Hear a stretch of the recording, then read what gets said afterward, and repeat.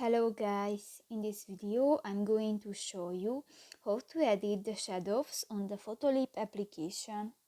But first of all, I just want to mention, please don't forget to subscribe to our channel, because at 100,000 subscribers we are going to show you our YouTube revenue statistics and growth strategy, how to make money online. So let's jump into it. First of all, open the application on your device. Tap to the Edit Photo button at the upper side of the screen and select a picture from your gallery.